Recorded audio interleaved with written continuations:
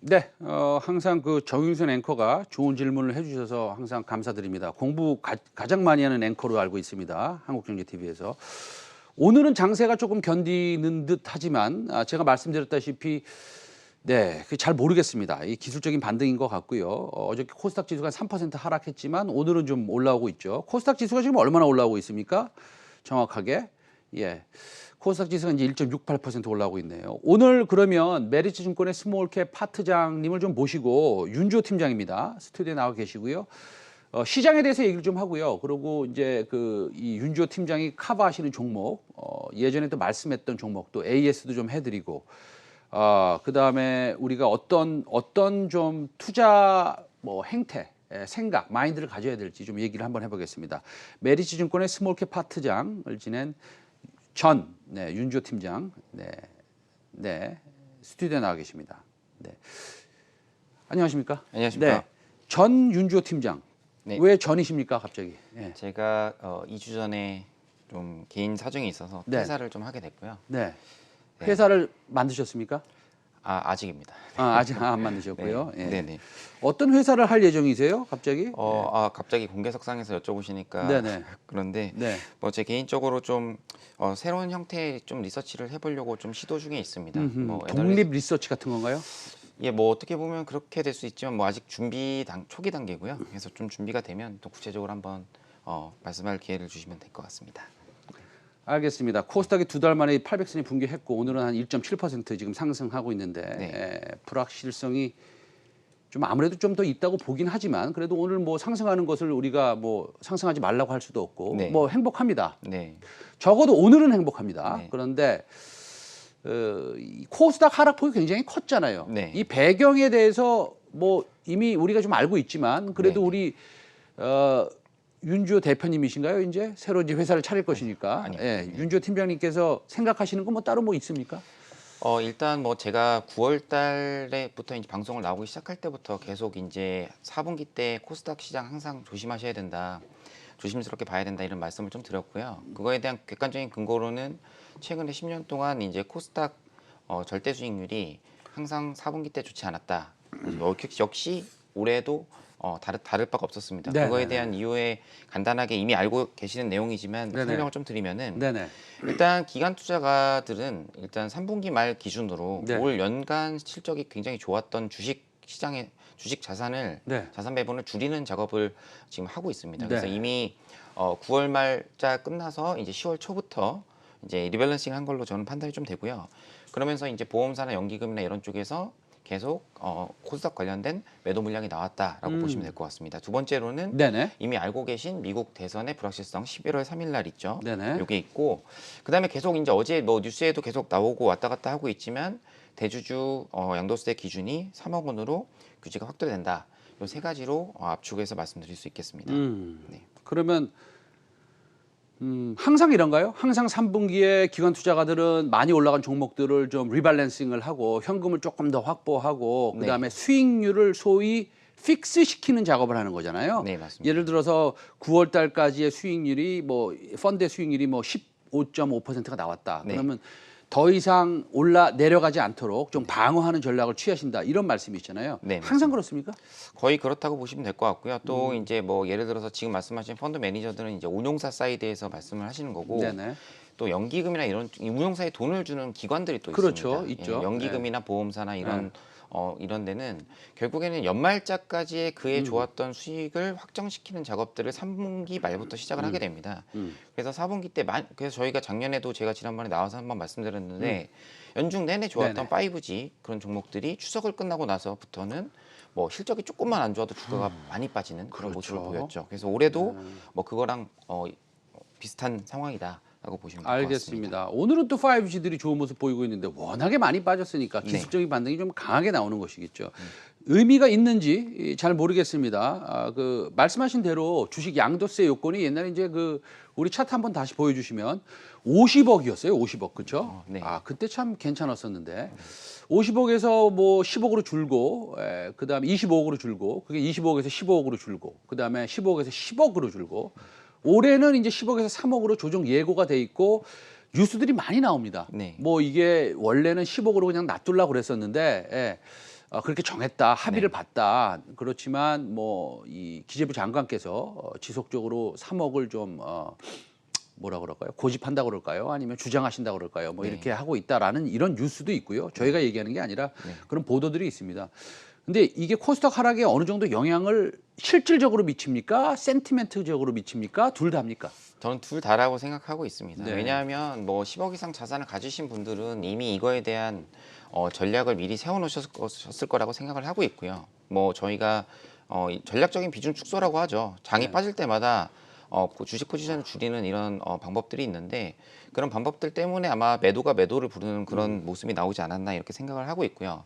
다만 이제 많이 알려진 악재는 사실은 어떻게 보면 그 악재에 관련된 뉴스가 공식화됐을 때는 네네. 그게 호재로 바뀔 수가 있습니다. 왜냐하면 네네. 주식시장에서 가장 싫어하는 게 여러 번 말씀드렸지만 불확실성이거든요. 지금 그렇죠. 이게 3억일지 10억일지 어쨌든 결론만 빨리 나라 네네. 이런 게 이제 투자자들의 관점이기 때문에 뭐 어제 뉴스가 나온 거를 다시 한번 언급해 드리면 네. 뭐 인포스탁 데일리에서 10억 원으로 이제 거의 기재부에서 결정이 났다 이런 얘기들을 구체적으로 나오는 걸 봐서는 네네. 조만간 이제 국감도 끝났고 어느 정도 정부의 발표가 있지 않을까라고 생각이 되고 있습니다. 다만 주가는 지금 벌써 저희가 900선을 살짝 터치한 다음에 네네. 지금 벌써 이미 121선인 이제 780까지 네네. 왔다가 이제 기술적 반등이 나오고 있는 상황인데요. 네네. 오히려 지금 상황에서는 이제는 현금이 있으셨던 분들은 좀 트레이딩 관점에서는 또 진입이 가능한 구간이 아닌가 이렇게 생각을 좀 하고 있습니다. 네. 근데 우리가 사실은 그 타이밍을 잡기가 거의 불가능하다고 봐야 되는 거 네, 아니겠습니까? 120선을 타치를 해서 네, 반등이 나오기 때문에 여기서 또 달아 잡으면 네, 다시 또 하락을 할 수도 있는 것이고 기본적으로는 중장기적으로 실적이 좋은 예를 들어서 우리가 뭐 아마 우리 윤주호 파트장님도 스몰캡을 예전에 담당하셨지만 네. 기아차, 현대차의 실적을 보면 깜짝 놀랄 만하지 않습니까? 예. 맞습니다. 그런 이제 종목들을 골라서 중장기적으로 하는 게 정말 정직한, 정확한, 올바른 투자이긴 한데 참 사람의 욕심이라는 게 올라가면은 사고 싶고 네. 떨어지면 팔고 싶고 네. 하는 겁니다. 그래서 그런데 그러면은 우리가 지금 양도세 관련해서 작년보다는 훨씬 더 이런 뉴스들이 많이 나오는 것 같아요. 그리고 미리 나온 것 같습니다. 네, 맞습니다. 네. 그러면은 사실은 많은 분들이 많이 팔았다 이렇게 볼 수도 있는데 네, 네. 혹시나 작년에는 12월 달에 매도세가 많이 몰렸다고 친다면 네.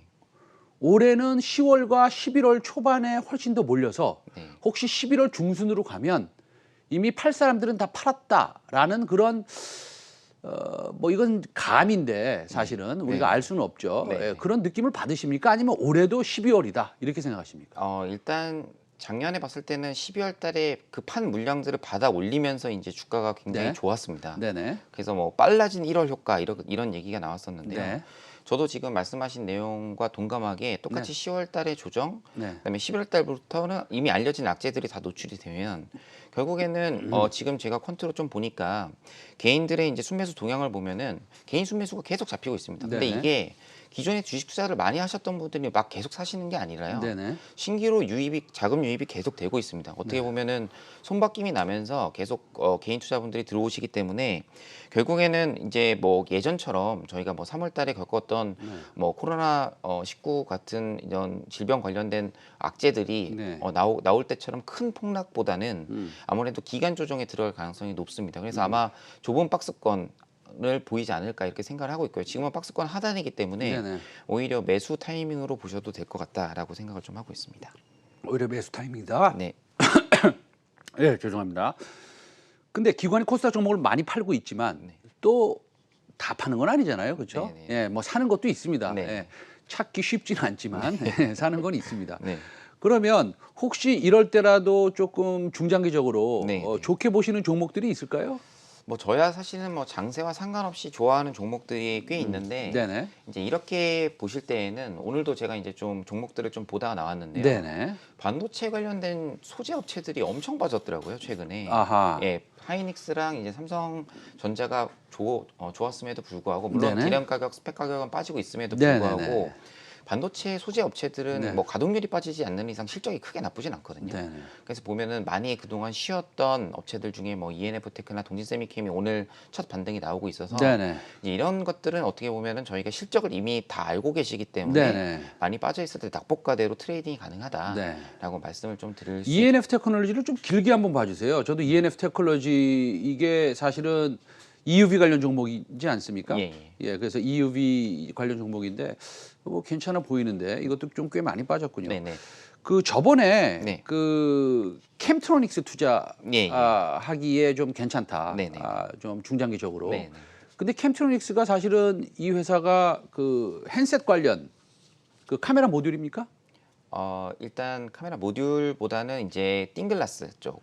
틴 글라스 띵글라스랑 울트라 띵글라스- 틴 글라스입니까? 네, 네, 네. 울트라 틴 글라스인데 저는 이거 공부하면서 과거에 예, 예. 그 VTX 자율주행에 대해서 네. 기술을 가지고 있다 그러는데 뭐 이런 기술 가지고 있는 회사가 한두 개 더 있더라고요. 네네. 근데 이 신규로 이제 진입하는 데가 폴더블 울트라 틴 글라스 아주 유리 얇은 거 네, 그래서 네. 접을 수 있는 거 예, 예. 이걸 하는데 어때요? 캠트로닉스는 좀 올라갔다가 다시 조금 조정을 받았는데 오늘 많이 오르네요. 8%. 이거 살만한가요? 네, 제가 볼 때는 일단 지금 뭐 예전에도 한번 언급을 해드렸는데 네. 지금은 이제 3분기 실적이 좋은 거는 당연한 거고요. 지금 네네. 주가가 오르는 종목들은 네네. 내년 그림이 안 나오면 사실은 3분기 실적이 나오고 바로 빠지게 되어 있습니다. 그렇죠. 예. 그렇기 때문에 저희가 이제 중장기 투자를 할 때는 내년 그림이 좋은 회사들을 찾아야 되는데 네네. 제가 대부분 가져오는 종목들이 이제 뭐 단기 모멘텀보다는 좀 장기 그림을 좀 좋아하는 편입니다. 네. 그래서 여쭤보셨기 때문에 이제 UTG 관련해서 말씀을 좀 드리면은 네네. 일단 UTG는 지금 비상장인 도우인시스가 지금 연구 개발을 지금 하고 있고요. 네. 이미 삼성이 지분 투자가 들어갔고 네네네. 지금 내년에 보시면은 갤럭시 노트 라인을 없애고 네네. 이제 폴더블로 합쳐서 세 개를 출시하게 됩니다. 네네. 그 중에 하나를 이제 펜을 쓰는 것들을 적용하려고 지금 준비 중에 있고요. 네. 이와 관련된 업체는 뭐 뒤에 말씀드린 인터플렉스가 디지타이저를 하고 네. 그다음에 앞에 있는 UTG, UD 관련된 글라스를 이제 캠트로닉스가 연구 개발 중에 있습니다. 다만 지금은 이게 이제 실적이 찍히진 않기 때문에 네네. 내년 모멘텀이라고 보시면 될 것 같고요. 지금 주가가 오르는 이유는 2분기 대비 3분기에 실적이 좀 좋아지는 부분. 그러니까 2분기 때 영업이익이 25억밖에 안 나왔지만 3분기 때는 영업이익이 이제 뭐 90억에서 뭐 좋게 나오면 한 100억 정도 나오게 됩니다. 그러면은 이제 QOQ로 IT가 실적이 좋아지면은 어느 정도 주가가 모멘텀을 좀 받게 되는데요. 네네. 거기에다가 방금 언급하신 V2X, 네네. V2X가 자율주행이 사실은 테슬라가 불을 지피긴 했지만 네네. 한국에서는 뭐 자율주행 관련해서 그렇게 큰 업체들을 찾기가 좀 어렵습니다. 어렵죠. 왜냐하면 예. 핵심 기술들은 뭐 라이다나 센서나 이런 것들은 다 해외에서 글로벌로 그렇죠. 하고 있기 때문에 그래도 본업 실적도 괜찮고 스마트폰 회복세도 누리면서 네. 어떻게 보면 자율주행 아이템을 갖고 있는 이 업체가 네. 지금은 이제 그때 말씀드린 것처럼 올해 실적을 영업이익 저는 한 230억 정도 보고 있는데 네. 지금 S21이 이제 다음 내년에 이제 3월달, 2월, 3월 출시해서 1월달로 좀 당겨지면서 네네. 4분기에 이제 그쪽에 납품하는 이제 플래그십 업체들은 부품주들이 4분기 실적이 좀 그래요. 방어될 가능성이 있습니다. 네, 뉴스를 보니까 S21이 조금 땡겨진다는 네. 그런 얘기가 있다고 그런다면 4분기에 조금 슬로우 다운하는 그런 실적이 오히려 상승할 수도 있는 예. 그런 모습을 조금 그림이 나올 수 있겠네요. 네. 좀 전에 인터플렉스 말씀하셨잖아요. 예. 근데 이 인터플렉스가 이게 뭐 여러분들 다 아시는 BH랑 비슷한 회사다 이렇게 예. 얘기하겠습니다. 네네. 예, 그 리지드 플렉시블 PCB 만드는 회사인데 어쨌든 핸드폰에 들어가는 그 기판 만드는 회사입니다. 아주 쉽게 얘기하면. 근데 애플에서 그때 팽당했잖아요. 그렇죠? 네. 그 다음에 어떻게 된 겁니까? 그동안 4년 동안 뭐 속된 말로 쫄쫄 굶었습니다. 네네. 그래서 회사 보시면은 적자가 엄청나게 났고 네. 이제 올해는 가동률이 없기 때문에 이제 적자가 나는 구간이고 네네. 실제로 애플 말씀하셨기 때문에 네네. 애플 관련된 이제 어떻게 보면 적자나 이런 모든 손실 재고 처리, 재고 자산 처리는 작년 말에 다 끝났습니다. 아, 그래요? 네, 그래서 제가 계속 올해부터 눈여겨보고 있던 회사고요. 네네. 아쉽게도 올해까지는 뭐 영업 BEP 정도만 해도 굉장히 잘한 실적을 보이고 네. 있지만 주가의 움직임은 어떻습니까? 주가는 바닥에서 조금 꿈틀대고 있습니다. 네네. 예, 그래서 일단은 뭐 아시는 것처럼 이제 최근에 주가가 오른 이유는 네.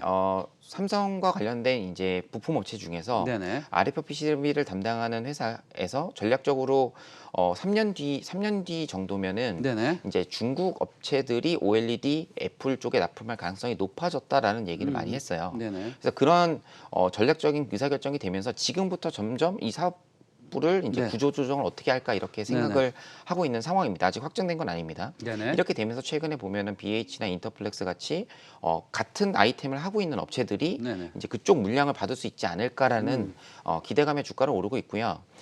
두 개의 주가 중에 이제 인터플렉스가 조금 더 주가가 좀 좋은 이유는 네. 아무래도 방금 서두에 언급하셨던 것처럼 네. 애플향이 완전히 빠졌다가 네. 받을 가능성이 생기면서 이제 관심을 가져야 되는 그런 구간이라고 보시면 되겠습니다. 다만 이런 주식들은 이제 모멘텀이 좀 붙어 있는 상황 플러스 실적은 단기에 나오지 않고 내년도 그림을 보기 때문에 일단 이러한 산업의 방향성은 한번 결정되면은 지속성이 2, 3년 동안 지속되거든요. 근데 최근에 단기 급등한 거에 어느 정도 조정세가 나오면 그때 매수 찬스라고 보고 생각을 하고 있습니다.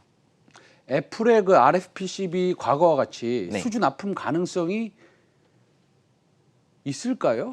뭐 일단 회사에도 제가 이제 전화해서 컨택을 해봤는데 네. 회사 측면에서도 뭐 IR 담당자나 이런 분들이 저도 마찬가지고요. 뭐 100% 확신할 수 없는 상황입니다만 다만 이제 공장을 지금 놀리고 있는 상태. 옛날에 캐파가 이만큼 지어놨는데 네. 애플이 빠지면서 놀고 있던 공간에 네네. 뭔가가 새로운 게 들어올 가능성이 높아졌다라는 것 자체가 이제 주가의 캐탈리스트가 될 수 네네. 있다. 보시면은 주가는 10분의 1 토막 난 상황에서 다시 이제 바닥에서 한 4~50% 오른 상황이라서 네네. 조금 기간 조정이 나온 다음에 다시 또 반등을 하지 않을까 네. 이렇게 생각을 좀 하고 있습니다. 인터플렉스가 사실은 시가총액이 1조가 넘었었던 회사인가 네, 뭐 맞습니다. 엄청난 회사였는데 네. 예, 안타깝습니다. 어쨌든 지금 놀고 있는 공장 가동률을 좀 높이고 혹시나 만에 하나 애플에서도 또 수주를 받아서 우리나라 이런 부품 업체들이 내년에는 큰 실적을 좀 냈으면 하는 그런 마음 있습니다. 네, 오늘 윤주호 전 메리츠증권 스몰캡 파트장 오늘 좋은 얘기 말씀 많이 들었습니다. 다음에 또 뵙겠습니다. 네, 알겠습니다. 감사합니다. 감사합니다.